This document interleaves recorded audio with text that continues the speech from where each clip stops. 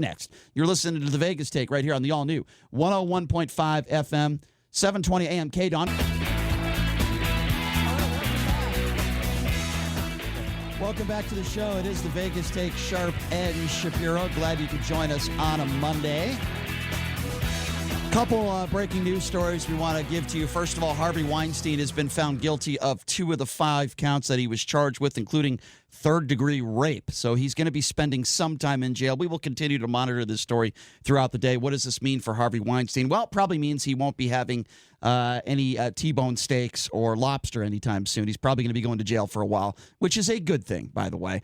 And since this is, the day that they're honoring Kobe Bryant at Staples Center, I don't want to get too much into this, but I do want to report on the fact that the pilot who crashed this helicopter, we're now learning that he violated FAA rules on low visibility flying 5 years ago. So that is relevant to what we're talking about now. But this is a day remembering Kobe Bryant and GiGi, and of course, the 7 others that lost their lives on that helicopter. Staples Center and the Lakers are putting together this huge event, which starts at the top of the hour. And Alex Valentine is one of our social media coordinators, and he is a huge Kobe Bryant and Lakers fan. And he is at the arena right now, and he joins us. Alex, how's it going? It's going good, guys. How about you? Good. So, Alex, set the scene for me. How many people are there? I would imagine there's a lot of people outside the Staples Center and in the Staples Center. How's it going? Yeah, there's a lot of people here. We're just at the south entrance, and now we're walking to the front north entrance because it's just so jam-packed. We're trying to get in.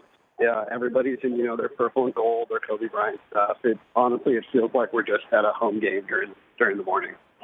Wow, and by the way, the fact that the date today, we should remind everyone, 2/24/20, of course, Gianna being GiGi being 2, Kobe Bryant 24, and of course 2020 the year is why they picked this date. Do you have a preview? Because I know they've been keeping this close to the vest, the Lakers, of exactly what they're going to be doing today. Do you have any idea what to expect? No, I would imagine that they're just going to have a lot of Lakers legends out, probably Kareem, Shaq. Probably Magic Johnson, all to say a few things. Probably some LA legends, maybe like Snoop, who was pretty close to the Lakers organization as well. I would imagine they're going to do something like that, some kind of song tribute. Just standard memorial stuff, I would imagine. Now, this is kind of one of the few days. I mean, I know that it was a very emotional game when the Lakers played their first home game after Kobe had lost his life, but this is still fresh in the minds of many. This is kind of the first time, really, where everybody in that arena, you're not really watching a basketball game. This is strictly to remember Kobe and his daughter and those 7 others. So this is the first time, really, all these fans are able to get together and mourn, right? I mean, this is kind of where everyone can kind of be together and rest on each other's shoulders and just say goodbye to the legend, right? Yeah, this is an opportunity for everybody to say goodbye. It's really emotional. Kobe was such a legend, and he passed away too soon in anybody's eyes. But the thing is that, only a few hours after this memorial's done, there's actually a game tonight. Wow. Who are they playing tonight? I'm not sure, but I watched the game yesterday where they beat Boston, so they're probably going to be riding high on that momentum and beat whoever's in town tonight, especially since it's, the Kobe Memorial Day. Yeah, I saw Magic Johnson at the fight here over the weekend. Obviously, I would imagine he's going to be in Staples Center, as I would imagine all the other Lakers players.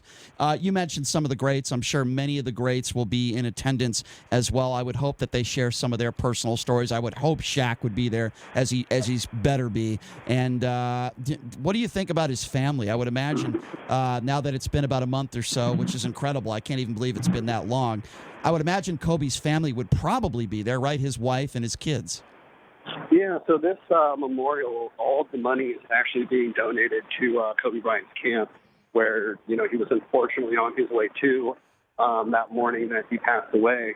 So all the money that's being made off of this event is being donated to the Mamba Foundation, I think is what it's called. Don't quote me on it. But all the proceeds are going there. So I would imagine that they're thrilled that all these Laker fans have come out. I wouldn't be surprised if Shaq was here and a bunch of other Kobe teammates, from the 5 championship teams, as well as, all-stars. I'm sure LeBron James will be there, a lot of people. So I know that you have to get into the arena, Alex, and I appreciate you setting the scene for us. Is there anything else you want to share with us before you get in there for this event? No, I mean, Kobe was a legend, huge fan of his. He was the only player that, when he passed, it actually stung because I had such a close connection to being the Lakers, that being my basketball team growing up. and it's really emotional. I'm really glad I get to be here today. Yeah, and I can't wait to hear from you on what it was like to be there, because you're one of the few people I know that's actually going to be in there for this event. I know it's a tough ticket to get. Alex, thank you so much for spending some time with us. We appreciate it. Of course, guys. Good luck today. All right, thank you. That's Alex. Thanks a lot, Alex. By the way, a correction: the game is tomorrow night. Tomorrow night. against the Pelicans. Yeah, it's tomorrow night against the Pelicans, not tonight, which makes sense. Usually, there's not a lot of NBA games on a Monday night anyway. So, gentlemen, what do you think about that? I think it's a great thing that what the Lakers are doing today. It's kind of like a final goodbye. It goes to show you, though, with our news cycle. I wanted to talk a little bit about this. Usually, in our news cycle, if somebody loses their life, it's in the news cycle for a few days and then it's gone.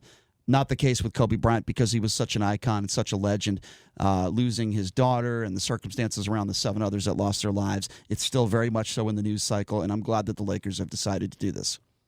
Yeah, I totally agree. Actually, I hope the NBA goes further, and I hope they change the logo from Jerry West to Kobe Bryant. Mm-hmm. I hope that takes place. I believe number 24 is going to be just basically banned from the NBA. Am I correct on that? I believe that's what's going to happen. They changed the All-Star Award to the Kobe Bryant Award over the school. They changed the entire structure of the game, and it was actually a great All-Star game this year. You saw Kyle Lowry take 2 charges in what was the fourth quarter of that new system game, which was very, very cool.